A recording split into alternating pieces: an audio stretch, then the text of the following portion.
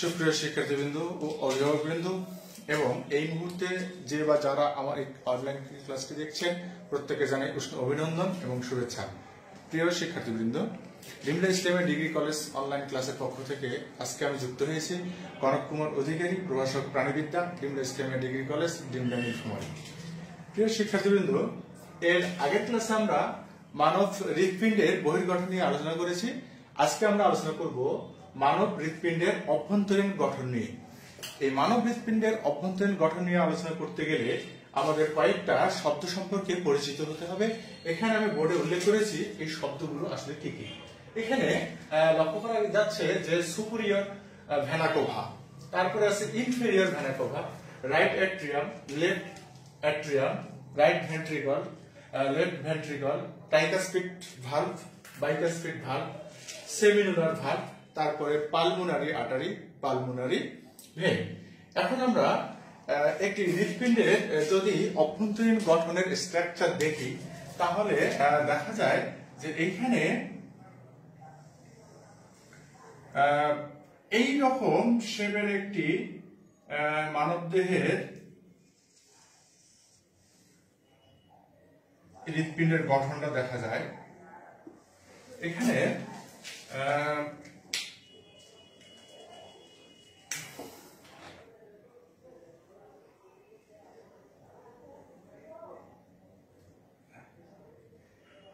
এখানে উপরের যে স্তরটা থাকে সেই স্তরের প্রাচীরটা থাকে, অর্থাৎ এর যে আবরণটা থাকে এই আবরণটা অনেকটা চিকন থাকে এবং নিচের দিকে যে অংশটার আবরণটা থাকে সেই আবরণটা অনেকটা মোটা থাকে, যে কারণে এখানে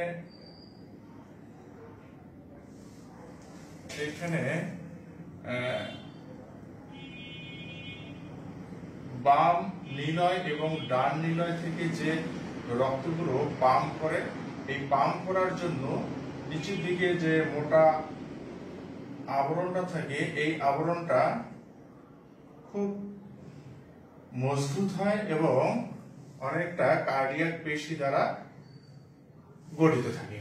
এখানে আমরা লক্ষ্য করছি এখানে চারটা প্রকোষ্ঠ দেখছি। আমরা মাধ্যমিক সিলেবাসে দেখেছিলাম যে হৃৎপিণ্ডের গঠনে এখানে চারটা প্রকোষ্ঠ আছে। এই চারটা প্রকোষ্ঠের মধ্যে এটাকে বলা হয় রাইট অ্যাট্রিয়াম অর্থাৎ ডান অলিন্দ, আর এটাকে বলা হয় লেফট অ্যাট্রিয়াম, এটাকে বলা হয় রাইট ভেন্ট্রিকল, আর এটাকে বলা হয় লেফট ভেন্ট্রিকল। এখানে দুইটা ঊর্ধ্ব মহাশিরা এবং নিম্ন মহাশিরা, অর্থাৎ একটা সুপিরিয়র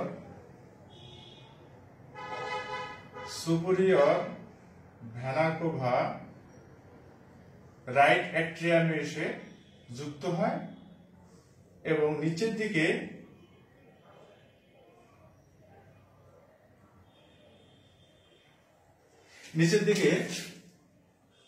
একটা নিম্ন মহাশিরা রাইট অ্যাট্রিয়ামে যুক্ত হয়। প্রিয় শিক্ষার্থী বন্ধু, এখানে আমরা আরেকটা জিনিস দেখব যে এই যে উপরের দিকে রাইট অ্যাট্রিয়াম এবং রাইট ভেন্ট্রিকলের মাঝখানে একটা চেম্বার দেখা যাচ্ছে। এই চেম্বারের এখানে আর একটা কপাটিকা থাকে। এই কপাটিকাটাকে বলা হয় ট্রাইকাসপিড কপাটিকা। এই কপাটিকাটা যদি আমরা সেকশন করি তাহলে আমরা দেখতে পাবো এখানে তিনটা প্রকোষ্ঠ থাকে,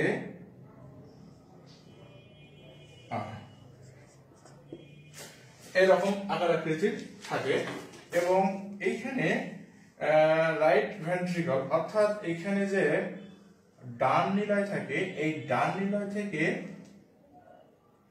একটা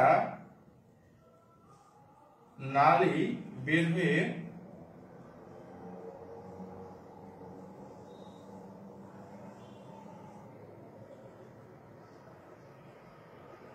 দুই ফুসফুসে চলে গেছে এবং এইখানে দুই ফুসফুসের যে দুই পাশে এটাকে বলা হয় ফুসফুসীয়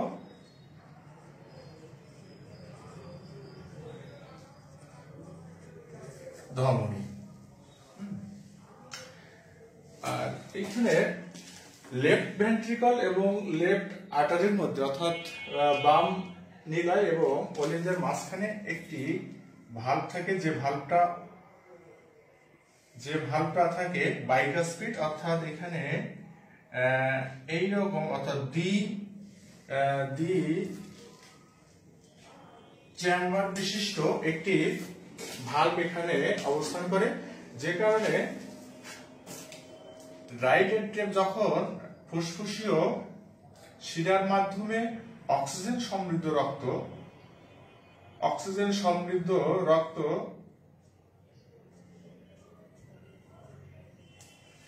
বাম অলিন্দে প্রবেশ করে, তখন এই অক্সিজেন সমৃদ্ধ রক্ত বাইকাসপিড কপাটিকা হয়ে এই যে এখানে চলে আসে এবং এইটা মহাধমনীর মাধ্যমে সারা শরীরে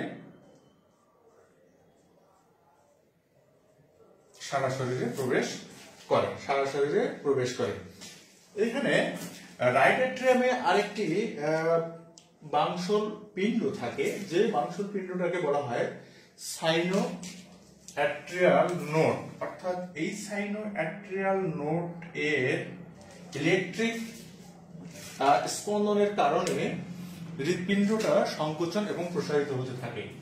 এটাকে পেসমেকারও বলা হয়। আমরা শুনে থাকবো যদি কখনো কারো পেসমেকার হৃৎপিণ্ডের স্পন্দনটা কম বা বেশি হয়ে থাকে কিংবা কাজ না করে সংকোচন প্রসারণ, তখন এই পেসমেকারের মাধ্যমে নতুন করে যান্ত্রিক পেসমেকার স্থাপন করে হৃৎপিণ্ডের সংকোচন এবং প্রসারণটা করা হয়।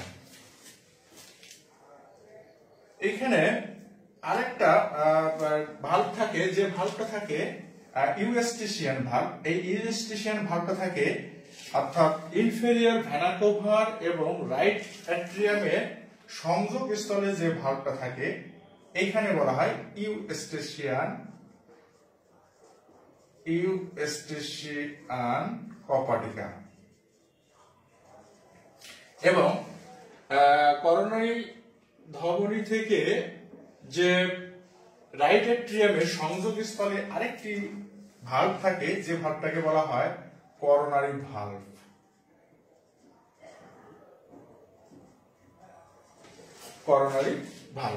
এখানে আমরা দুই ফুসফুস থেকে লক্ষ্য করব, দুই ফুসফুস থেকে দুইটি করে ফুসফুসীয় শিরার মাধ্যমে অক্সিজেন সমৃদ্ধ রক্ত লেফট অ্যাট্রিয়াম অর্থাৎ বাম অলিন্দে প্রবেশ করে।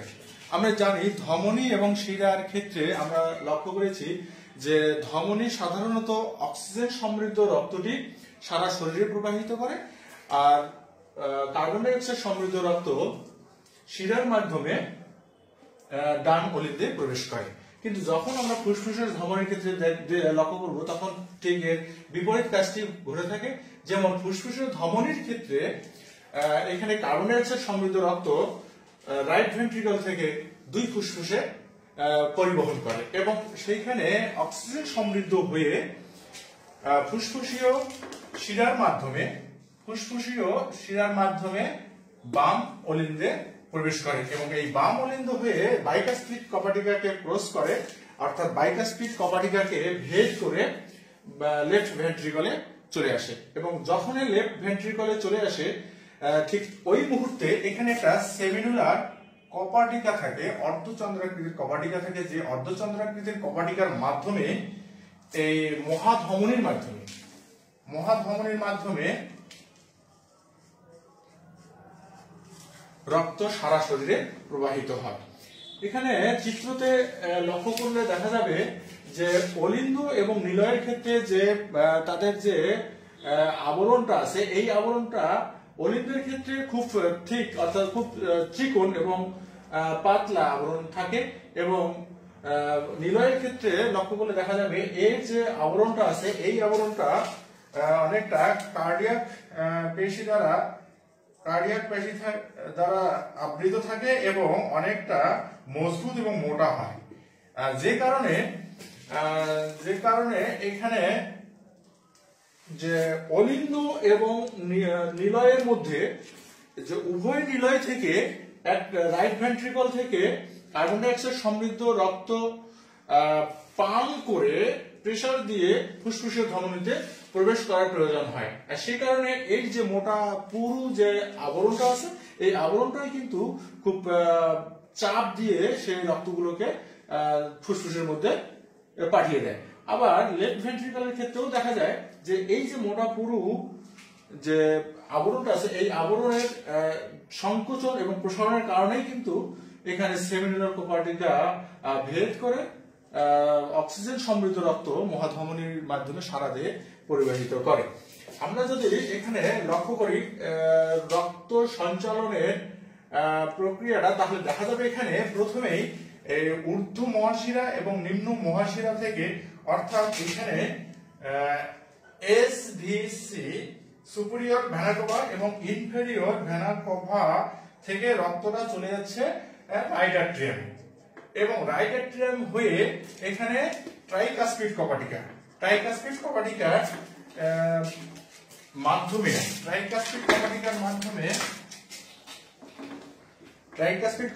মাধ্যমে চলে যাচ্ছে রাইট ভেন্ট্রিকলে এবং রাইট ভেন্ট্রিকলের এখানে যে সেমিনুলার কপাটিকা থাকে এই সেমিনুলার কপাটিকাটাকে ভেদ করে এরা চলে যাচ্ছে ফুসফুসীয় ধমনীর মাধ্যমে, ফুসফুসীয় ধমনীতে।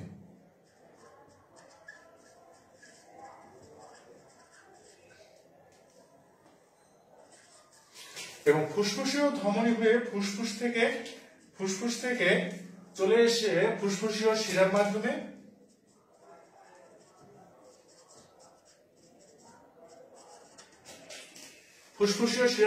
চলে আসে লেফট অ্যাট্রিয়াম এবং লেফট অ্যাট্রিয়ামের এখানে বাইকাসপিড কপাটিকা ভেদ করে চলে আসে লেফট ভেন্ট্রিকল এবং লেফট ভেন্ট্রিকলের এখানে সেমিনুলার ভালভ ভেদ করে মহাধমনীতে প্রবেশ করে, অর্থাৎ আর্টিক অফ আর্চ, এবং সেইখান থেকে ফুল বডিতে অর্থাৎ সম্পূর্ণ দেহে অক্সিজেন রিলেটেড যে রক্তটা আছে সেটা সারা শরীরে প্রবাহিত হয়। তো আজকে আমরা ইন্টারনাল স্ট্রাকচার অফ হিউম্যান হার্টের যে অভ্যন্তরীণ গঠনের বেশ কিছু নাম এবং বেশ কিছু অংশ আমরা এখানে লক্ষ্য করলাম। তো আজকে এ পর্যন্তই রাখছি। সে অবস্থা পর্যন্ত তোমরা সবাই ভালো থাকো, সুস্থ থাকো। ধন্যবাদ।